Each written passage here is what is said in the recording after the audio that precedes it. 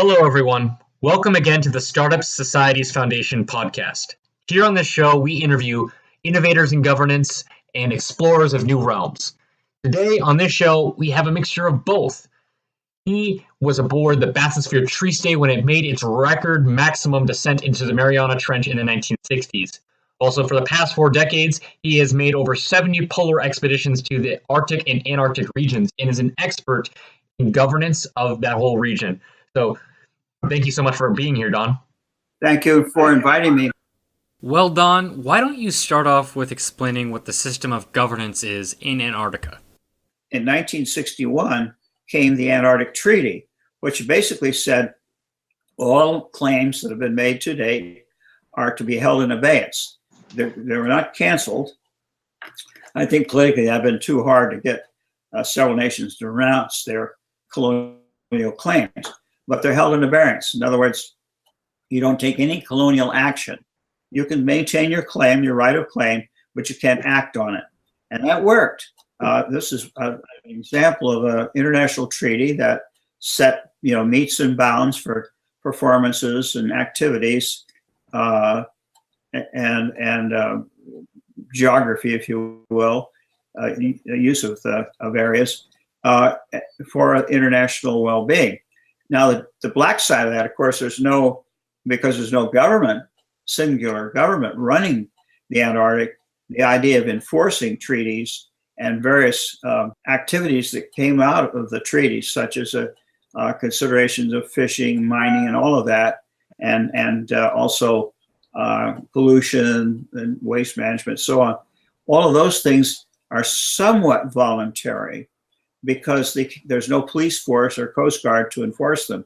So you do have problems with fishermen, commercial fishing organizations coming in and taking the resources without any kind of quota limits, and so and putting things at risk. So that it can be sorted out, but it's not as easy if you had a strong central government and essentially a law enforcement agency down there.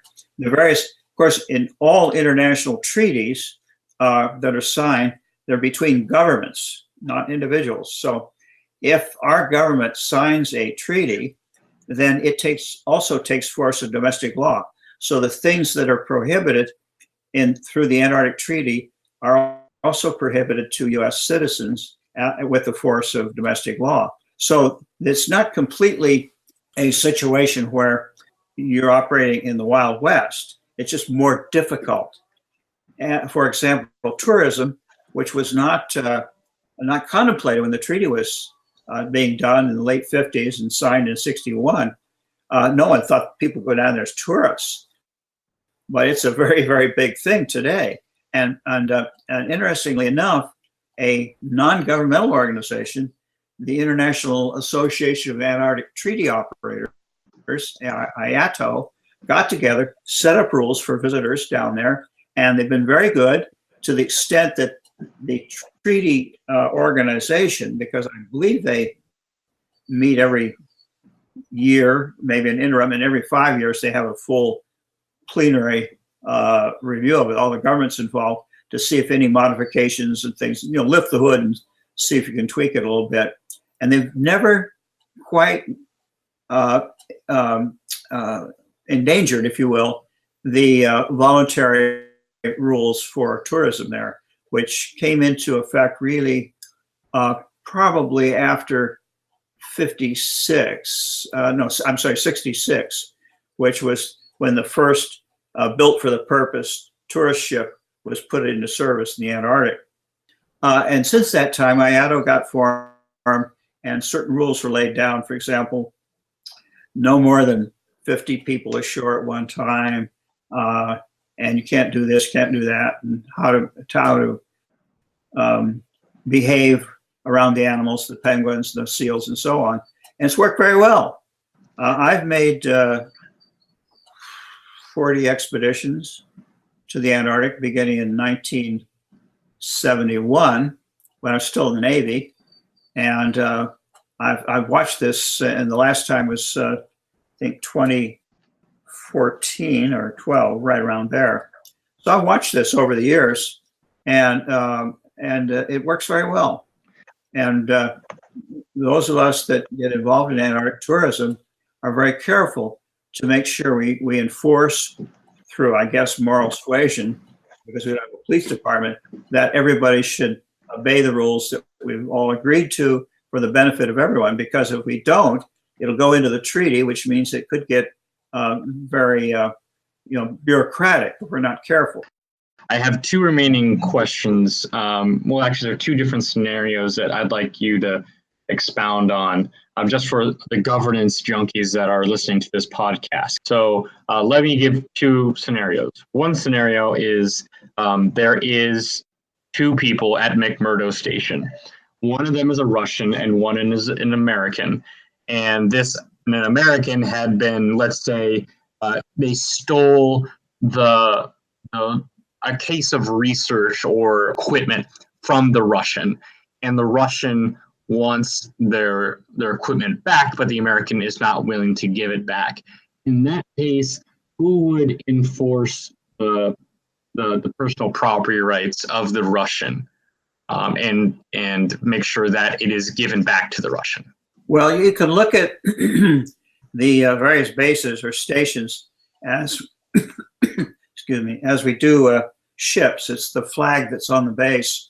So be the manager or the director of that facility would be the one to adjudicate the problem. And so as an American base, it would be the American manager of the base, the station, that would basically make those kinds of decisions. Okay. If it didn't work or to the satisfaction of either nation, then that could raise up to a diplomatic level, say the Russian embassy in Washington, D.C., contacting our State Department and filing a complaint against what happened at the U.S. base in the Antarctic. But generally, that can be handled locally by the people in charge of each station. That probably answers my second scenario, which would be what would happen of intra-base disputes. Like, let's say some Russian researchers, they get intoxicated and decide to prank another facility. They start spray painting it with obscene letters and whatnot. It would be a diplomatic thing. Both the embassies in that case would be the ones that would adjudicate the dispute. If it could not be done locally. In other words, I'm betting that because in that, you'd be surprised at the amount of cooperation between the bases in the Antarctic.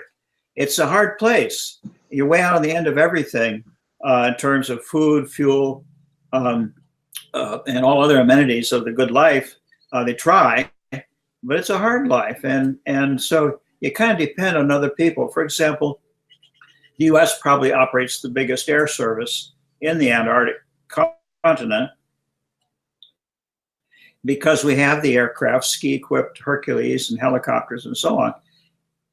Some of the other bases do have aircraft. The British station at Rothera in the Antarctic Peninsula area, they have an airfield there, and they have some aircraft.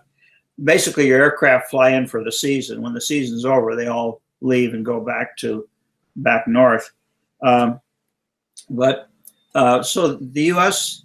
aircraft fly around a lot of researchers out on the ice, and no matter what country they're from. Of course, there's a scheduling problem and all of that capacity, but generally speaking, the degree of cooperation between countries and researchers is very high. They respect each other. You realize we're working on the same thing, that is to understand more about our planet. And that kind of nonsense, people misbehaving, probably results in being packed up and sent home on the next airplane. And so there's low tolerance for that kind of misadventure.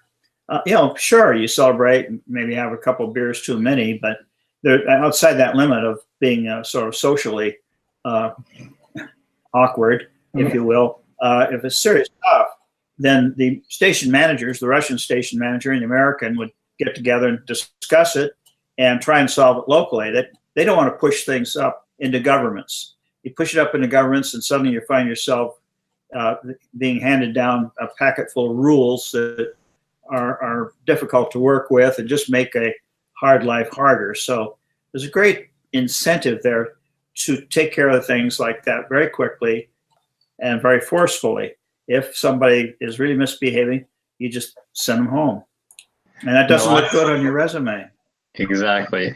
I think that's very true. People often overestimate the amount of chaos in frontier or quote unquote Wild West. When you're out in that sort of situation, people try to adjudicate disputes by themselves and locally.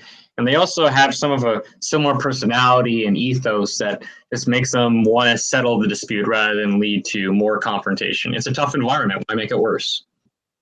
Well, you're right. The kind of person who will volunteer for this sort of work is, in fact, a little bit different.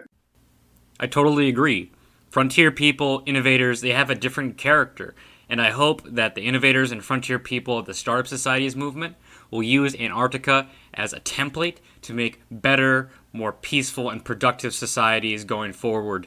Well, everyone, thank you again for joining us on the Startup Societies Foundation podcast. Join us next time for great guests like Don here.